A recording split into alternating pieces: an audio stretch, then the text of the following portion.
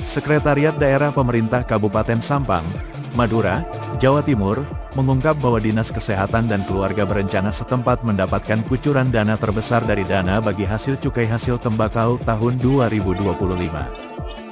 Dinkes Sampang akan mendapatkan porsi 40% dari total pagu DBHC-HT Pemkab Rp42M.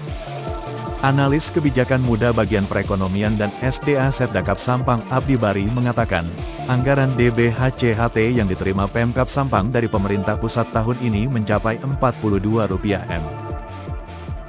Anggaran ini akan dibagi ke beberapa organisasi perangkat daerah, OPD, sesuai dengan Peraturan Menteri Keuangan, PMK, Nomor 72 Tahun 2024. Untuk pembagiannya kita berpedoman kepada PMK 72 Tahun 2024 tentang DBHC-HT. PMK 72 itu mengatur bahwa 20% itu untuk kegiatan kesehatan masyarakat, Kesmas, non-bantuan. Yang di situ Dinas Pertanian sebagai leading sektornya, katanya, Senin, tanggal 25 Mei tahun 2025. Kemudian terkait keterampilan tenaga kerja yang itu ada di Dinas Tenaga Kerja, Disnaker.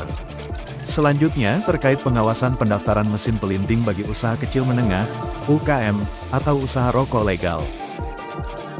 Atau pengusaha rokok yang terdaftar di data Dinas Koperasi Perindustrian dan Perdagangan, Diskopindak. Itu yang 20% non-bantuan, imbuhnya. PMK tersebut juga mengatur bahwa 30% anggaran DBHC-HT yang diterima Pemkab untuk Kesmas bantuan.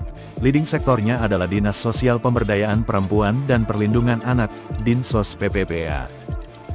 Yang 30% di penjelasan PMK 72 itu tidak harus terserap semua, atau dianggarkan semua dari pagu.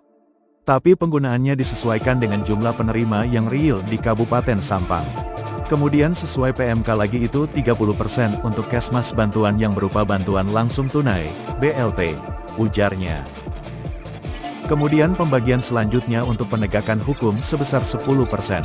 Itu meliputi sosialisasi, pengumpulan informasi, dan operasi bersama rokok ilegal bersama Bea Cukai.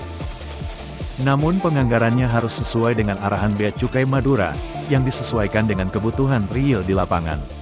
Misalkan kebutuhannya hanya 1% ya 1% atau misal 5%, ya 5% saja dari total pagu. Tapi di situ maksimal 10%, tuturnya. Lalu untuk kesehatan yang leading sektornya Dinkes tahun ini kecipratan 40% dari total anggaran yang diterima Pemkab Sampang.